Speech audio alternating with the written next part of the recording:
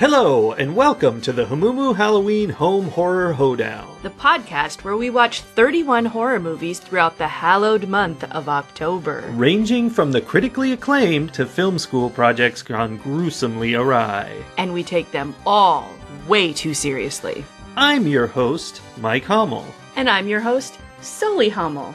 Now warning, we use a ghoulish number of spoilers, so watch the movies first. Second warning, we don't know anything about anything, so don't take us seriously while we take these movies seriously. Not last night, because last night we were busy not sleeping because we got 2 new kittens. Yikes. The night before that, we watched a movie called Witch-Hunt. I think it's probably just called Witch Hunt, but it does have a dash. But why? I mean, creative punctuation? Yeah. It's from 2017, and it is... I'm going to say it's a YouTube tutorial on how to play the game Werewolf, except they call them witches instead of werewolves. Yeah, like the first third of the movie is an extensive explanation for how to play this game. Yeah. And then, of course, things go horribly awry. As they are wont to do. And people start to die, I guess, a little bit. But yeah, it's weird. It's a very unique film in that it is almost straightforwardly a tutorial on how to play this game that doesn't exist, but is almost identical to Werewolf. It's got all the same a lot of the same roles and things. I'm not a fan of the whole let's turn a board game into a movie. Yeah, I guess thing. That's kind of what this is. But that is what this feels like. And it wasn't billed as such. Yeah. We did not know we were getting a werewolf tutorial. What I thought was interesting is they didn't mention werewolf at all. They did mention mafia and they mentioned murderer, which are essentially the same game. I mean, murder is much simpler. It's just it's the one where you wink to kill people, and if people see you wink, they know you're the murderer. Yes. Yeah, that's true.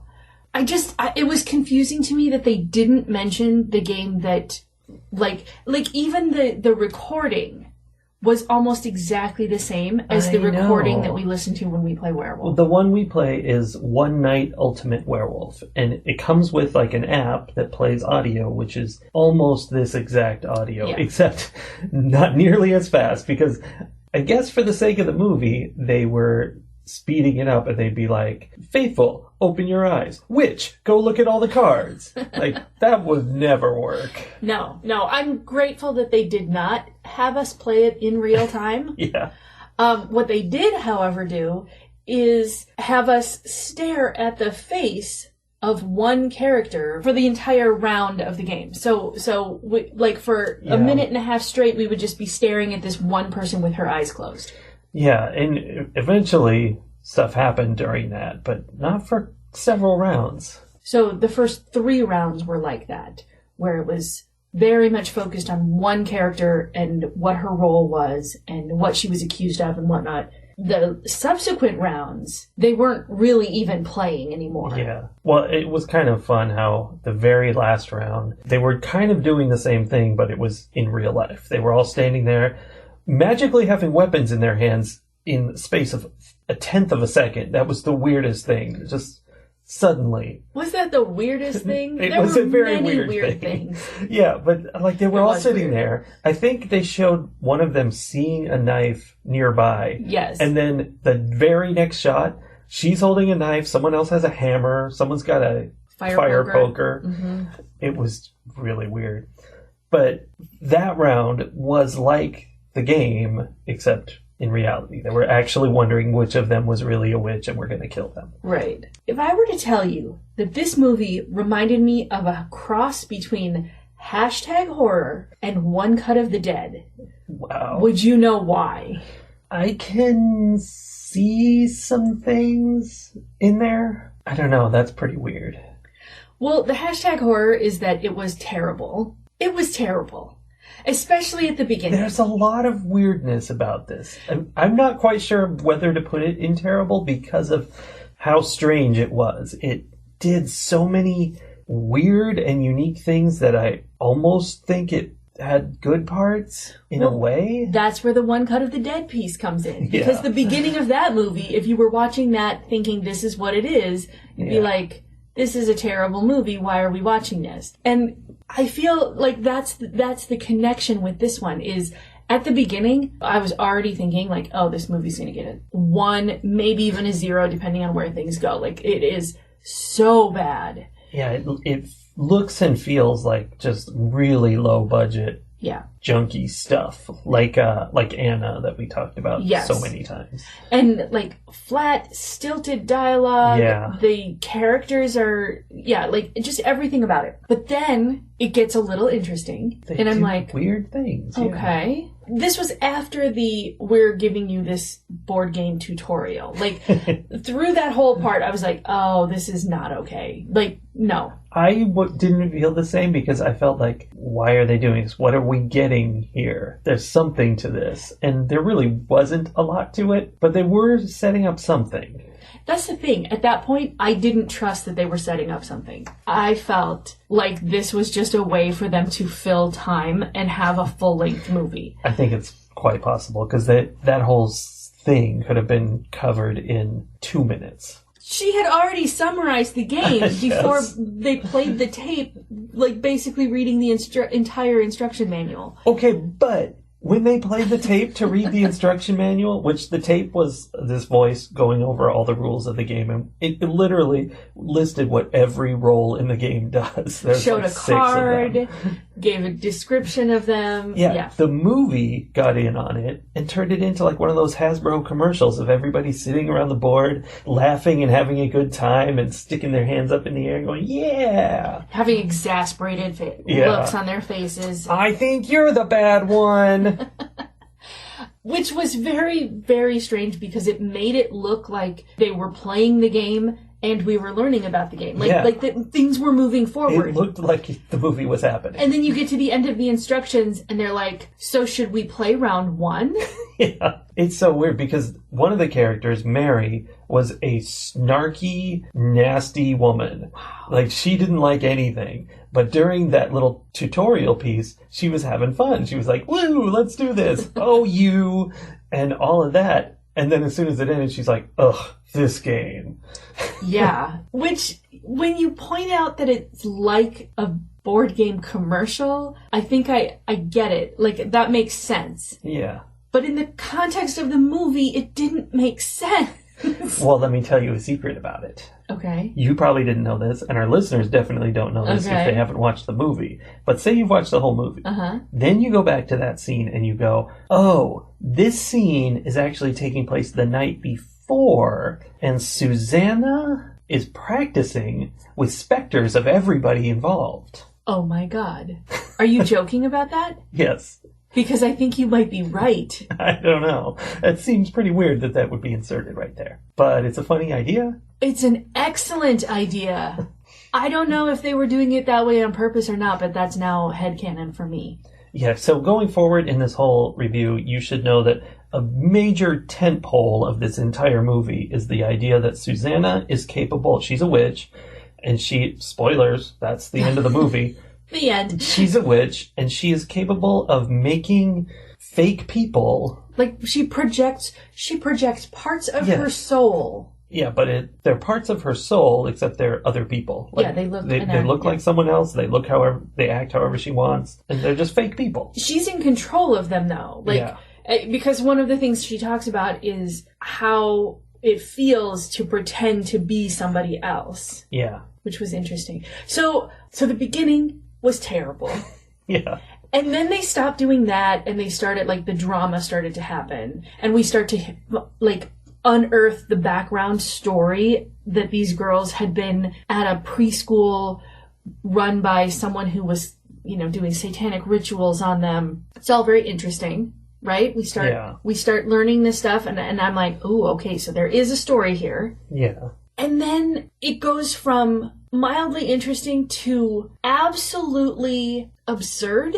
Yeah, I would agree.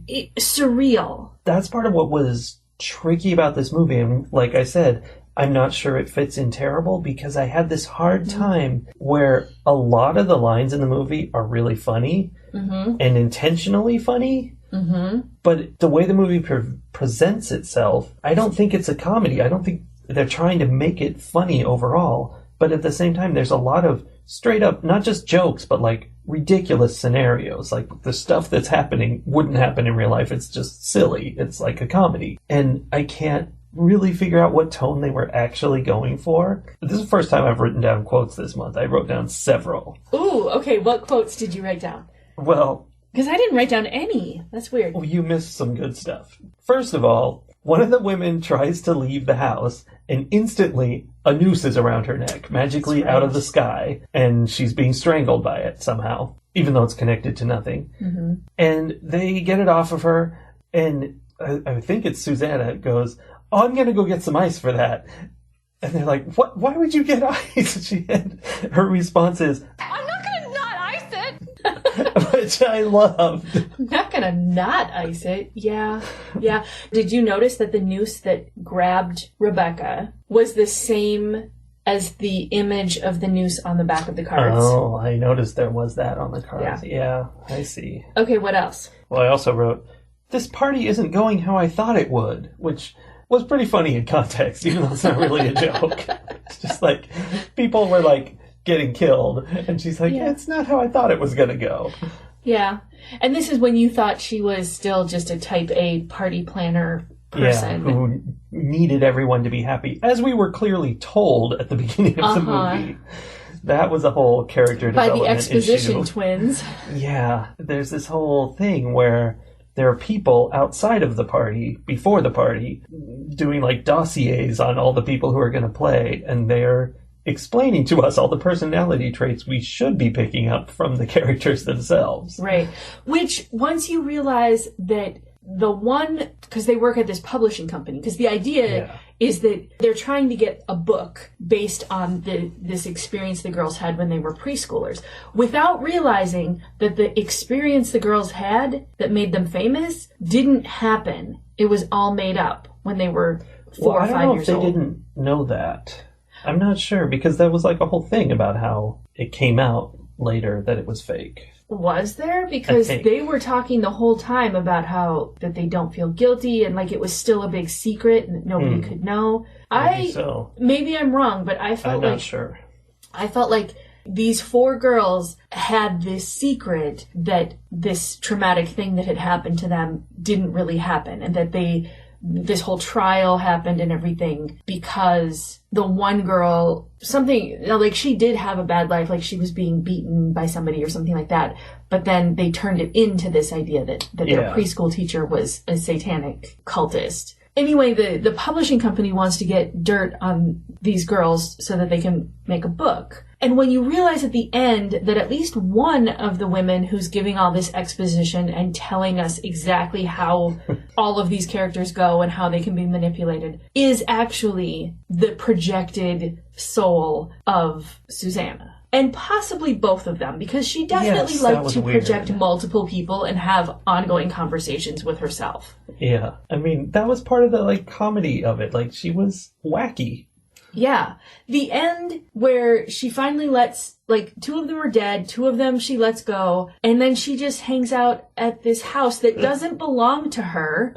Well, she owns it now, kind of. I guess. I don't know. Is that how inheritance works? Yes.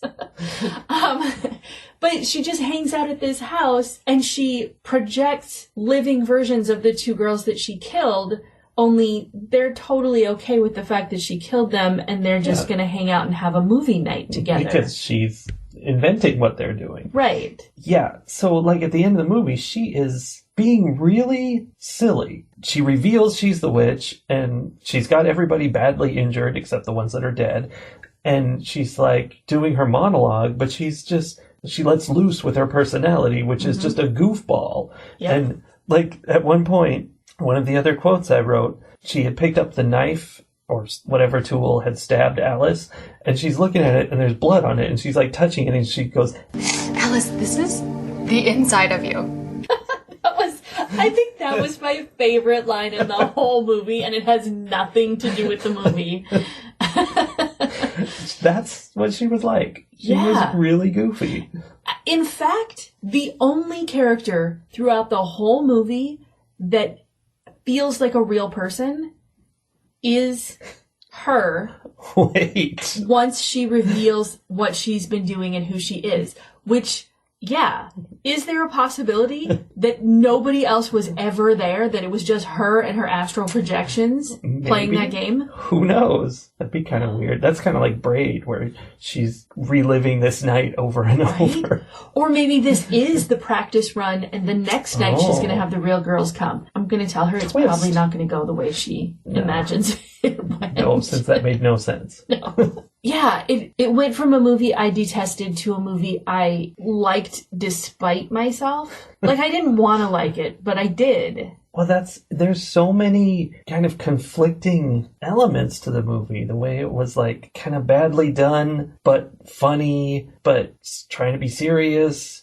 Mm-hmm. And making no sense, and really interesting ideas. Like, somebody could have taken this thing and made a good movie out of it. Yeah. Like the whole structure of the movie is very unique and clever. It is. Well, I mean, parts of it. Yeah. And then other parts of it are unique and probably haven't been done in the past for a reason. Yeah. At the very beginning, the very first scene is Susanna projecting as one, possibly two of the publishing agent assistants. And they're having this conversation. We don't know that that's who they are. We don't know why they're having this conversation. And the one of them is telling the other one about satanic cults and that, this long history of satanic cults in America and, whatever. And the note that I made at that point when she was talking about this as a thing that happens was Criminal Minds taught me that there were no satanic cults, or at least not serial killers connected to satanic cults, until after, and I don't know if they actually were now, but like originally it wasn't a thing. But then there was this rush of idea that Satanism was taking over teenagers and whatnot. The satanic panic of the 80s. Yes. That made people think it was a thing. So then everybody thought Satanists were killing people all over the place. And which that made lots of fiction about it. Sure. Which then caused teenagers to start pretending to be in satanic cults. So, like, there was never real satanic serial killers. There were just people pretending to be Satanists while serial killing. Yeah. So I made that note. At the beginning, I was like, I figured I'd be able to call it out, like, oh, this movie is so wrong. And I loved that at the end, it was exactly that they were pretending that there were satanic serial killers. Yeah, well, I think this is based on a specific real case where these group of kids eventually were caught at having made up this story and someone got in all kinds of trouble for it. Yeah. It was interesting, the different characters that were there, considering, like when we think about it in terms of this is a thing that could really happen, or that these characters are based on, kids who really did this. That there was the one who was being abused, and in order to tell the story of her abuse, changed it a little bit so that it wasn't her mother who got in trouble, it was a different adult, but still was trying to get out this idea that someone is hurting me. Then there was the little girl who wanted attention. When she would say all these dramatic things, people gave her attention, so she was rewarded, and she would come up with more dramatic things, and, she basically invented the whole story because it got her attention. Yeah. Then there was the girl who believed it. Yeah. She knew it wasn't real, but she convinced herself. Right. In talking about it. And then once the adults believed that it was real, they coached them on how to describe it and how to say it for the trial. And all of that caused her to internalize it until it was real to her. I can see how the trauma would have unfolded and created all of these different characters. Yeah. Which is very interesting to me. And I feel like I'm missing one of the girls. There were only 4. No, I know, but I only just described 3 of them. Who's the 4th one? Bridget is the one who, didn't necessarily feel it, but she, I think, had maybe some underlying mental health issues anyway, and then it triggered, she would have hallucinations and stuff because of this story that they created. She had hallucinations and other symptoms. Yeah. It was 4 very realistic outcomes of a situation like that. That was fascinating to me. And then thinking about it in terms of that it was a real story, is this the 4 outcomes that came of it? Or is these, were there more kids? And they, when you fictionalize things, you adjust it. I don't know. But it was interesting, and I mean, it's so confusing because so bad and so interesting and other elements. Mm-hmm. I don't know what to make of this movie. Mm-hmm. So I did not suspect Susanna until after the other girls had all accused each other by instantly stabbing. Like, they had agreed, okay, when we figure out who the witch is, we're going to kill them. And then they did the countdown, and I was expecting them to point at each other like you do in the game and decide and then kill that person. That's a good point. Nope, it was 3, 2, 1, and then each of them attacked a different one. And again, it's like how they got the weapons. 3, 2, 1, there was no sound, no nothing. We were looking at Susanna's face. She opens her eyes, and everybody has been stabbed or bashed in some way with no noise or anything. Again, this is suggesting that there are no actual people here. This is just Susanna and the people Susanna creates. But it was until that point when she opens her eyes and she goes, "Guys, not one of you picked me? That is so sweet." I forgot that part. Even when she said that, I was still like, "Yup, they like her best." Like and then she's like, "I fooled you," and that my mind was blown at that point. And that's when she got ridiculous. Yes. Did you suspect her prior to that, or were you like me? You didn't get it until the reveal. I don't know. I was kind of open to the whatever possibility. Like, I think she was kind of one of the more likely possibilities, just based on, I mean, like, Alice had been taunted over and over again, so she probably wasn't the witch. She was the one who was always in the other room being in trouble. Rebecca couldn't be, because we had already known that she was the publisher lady. We found that out beforehand. Yeah. And Bridget was easily a victim, and Mary was dead. So kind of, I mean, but even that, they were like, she could be projecting that dead body of herself. I know.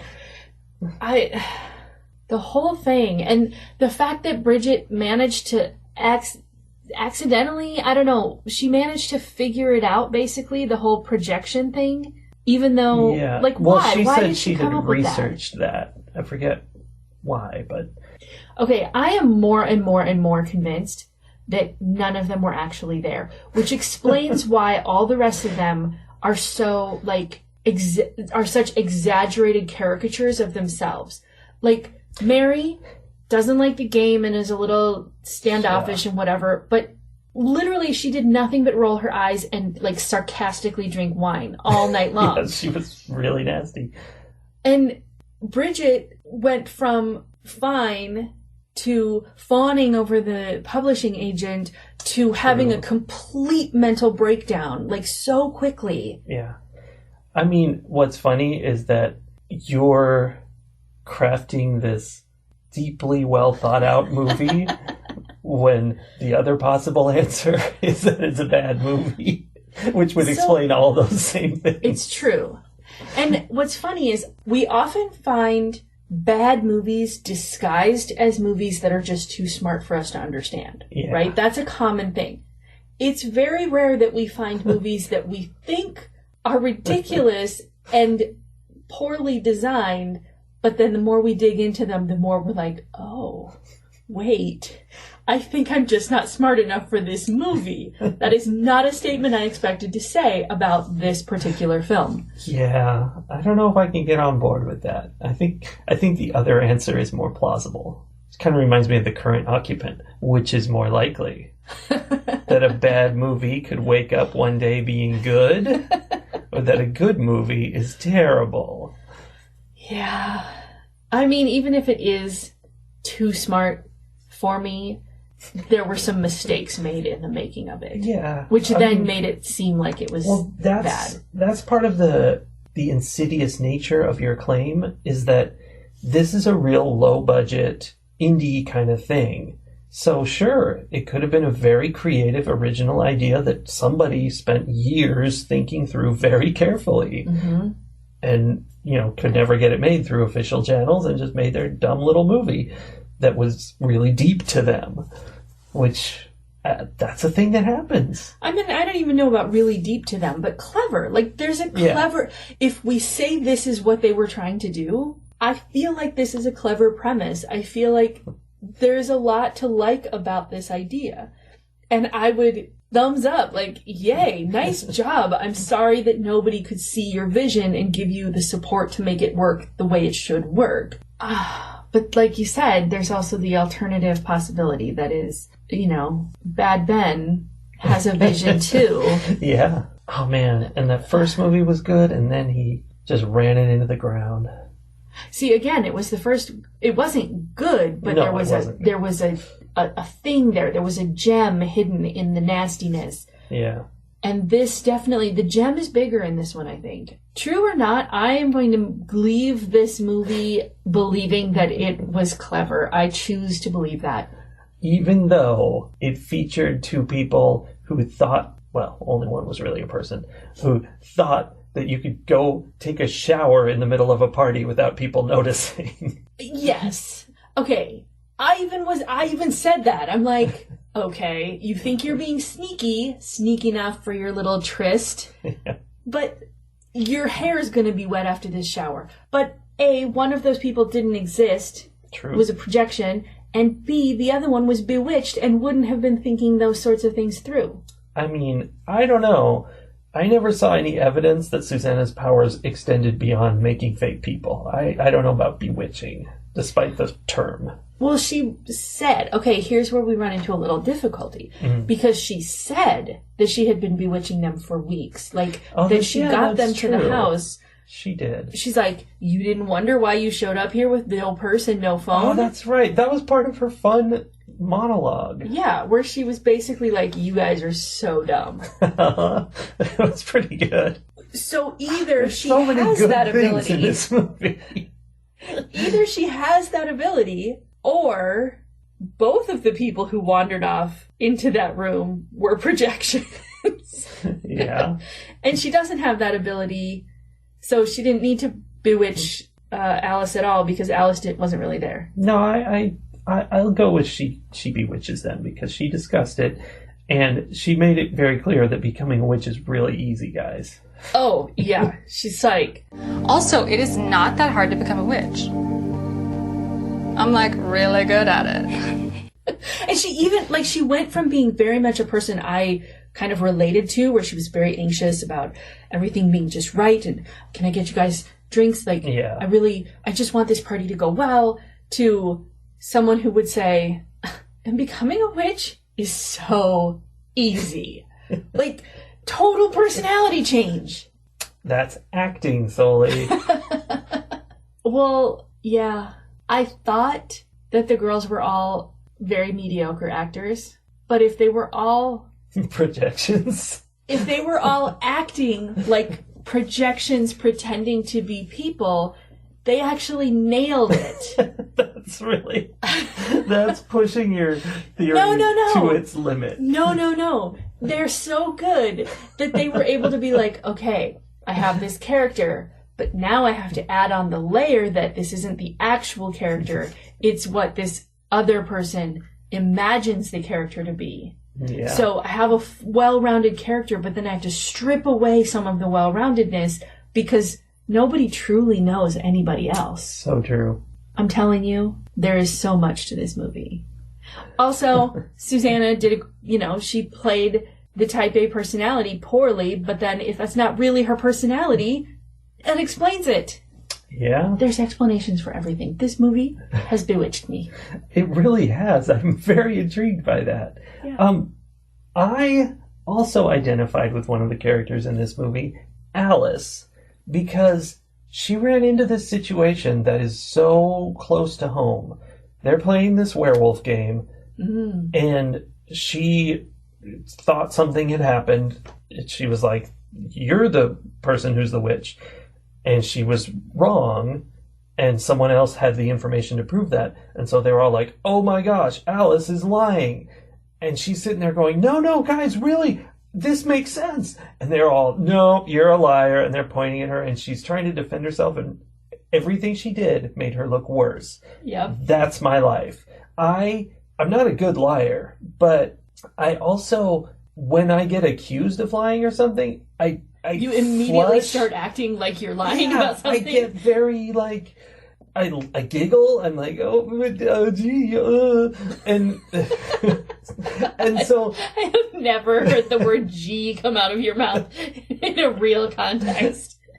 Whatever. But I know what you mean. But I get this flustered state that people assume means I'm lying, and I never am, and it's so frustrating to just be trapped by that. And like every pushback you make, they're like, oh, that's worse. I'm like, no, come on, guys. I'm not a liar. I'm gonna be honest, I don't like playing Werewolf or any other games where you have a role and you have to try not to let people figure out your role. I hate it because I also am a terrible liar. I cannot come up with plausible, like when somebody says something, my brain knows, or like if they accuse me, my brain knows like there are certain things that I can't say because that will give me away. And then I get locked in this like, okay, wait, but if I say that, and if I say that, and if I say that, like I start trying to figure out the thing that won't give it away, which happens in real time. So then people are just staring at me, waiting for me to say something as my brain tries to process all the different possibilities. And they're like, okay, well, clearly you're lying. You're projecting people into our room. Yeah, I don't like that game. And I don't find it fun, like you were saying, to be accused of lying if I'm not, or I don't even really like getting away with it. Because then I'm like, oh, well, now people are going to think that I'm lying the next time I'm telling the truth. Like, it's very uncomfortable. Yeah, I feel very similarly. I always kind of feel like I have fun with that game, but I don't know.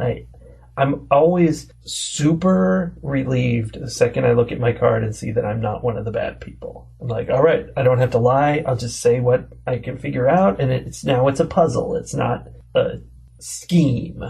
I'm just trying to solve this puzzle and don't have to fight anybody. Yeah. I mean, I'm still going to get accused of things, but at least I know they're not true. So the thing is, that's part of what makes it not fun for me, because if I look at my card and I'm like, oh no, I'm going to have to lie if I want to win this round, I'm immediately anxious. And if I look at my card and I'm like, oh good, I'm a nobody, I can just tell them who I am, it doesn't matter, then I'm like, well, now I'm bored. Now this game isn't fun. Like, what's the point? There's no, I don't enjoy either side of it. And I don't really enjoy trying to figure out who's lying and who's not and putting the puzzle together. So generally I'm just like, well, Mikey looks suspicious. No. And the more you deny it, I mean, that's exactly what a liar would do. Yeah. A liar would lie and sound like they were telling the truth. It's not fair. No, it's not. It's not. Ratings. This movie is very, very hard to rate, as we have heard throughout this discussion. So, just, take it to the absolute surface level. How did I feel watching this? And obviously it was back and forth. Yeah. Because there were bad things and good things. So that just puts me in the middle. And I'm going to give this movie 3 haunted cassettes out of 5. This movie, by the way, which may be the only movie I have ever seen, which contains 0 male actors. Not even background, nowhere. Oh, you're right. Also weird, directed by a man. That's Hollywood for you. That's Hollywood. Interesting. I feel like I have to give this movie 2 ratings. Okay. There's the rating, if I go by how I feel about this movie, having watched the entire thing and having a conversation about it in which I created a whole, backstory that may or may not exist in the movie. Does not. It might. I would give this movie something really high, like 4.5. I might even give it a 5, because if I were watching the movie again with this backstory in mind, I would be enjoying it even more. But then there's the rating that you give if you don't know that there's all this backstory explaining why things are so terrible, and then it's just terrible for most of the movie, which then makes me want to give it like a 1 or a half of 1. So I think since we don't do multiple scores, I would have to average those things together, which brings me to the 3. See? But I'm going to throw in an extra bonus half because I created a backstory that made this movie awesome. And I like it. I'm giving this 3.5 haunted cassettes out of 5. You know, your theory actually explains a big question I had about the movie, which is, why do they invite Mary to things? Yeah. And if this was just a caricature of her personality, okay. Because she's not actually like that at all. Yeah. I will also add the caveat that normally if I give a movie a 3.5 stars rating, I'm not expecting people to go see it. Like, I feel like that's basically me saying, don't bother. Bother. I feel like you should watch this movie, and you should have my special backstory that there is actually only one real human being in this entire movie. Yeah. Every other character in the movie is a projection of Susanna through the entire movie. It will make the movie better, and it will make it worth watching. I like the idea that she's been doing this over and over, possibly for years. She just keeps doing it, going, maybe not. Yeah, I don't know. Because she's obsessed and messed up by this childhood thing, and she just keeps working on it. So at the end of this one, she's like, I got 2 of them. Yeah. Then I ended up letting 2 of them go. Well, she could have changed that easy enough. Yeah, I don't know. Do I want it to end with 2 of them still alive? Probably not. I'm going to have to set this up and do it again tomorrow. I love it. I love it. She's not even friends with those people anymore. No, because she got weird and unpleasant to hang out with, and they stopped hanging out with her. Yeah, this is really reminiscent of Braid. I see what you're saying. Like, this is what the woman who never left the house, who got pushed out of the treehouse, this is what she's doing that whole time while she's at her house. Yeah. Waiting for her friends to maybe come back, and maybe they don't ever actually come back. But also, just like that movie, with your theory, these don't have to be projections if she's the only one there. They're just in her head. She's really messed up. She's like, being a witch is easy, you guys. Yeah, because she's not actually a witch at all. She's just imagining all of this. Yeah. Yup. What a movie. What a movie. I don't think we're going to match that tomorrow. We're going to try, though.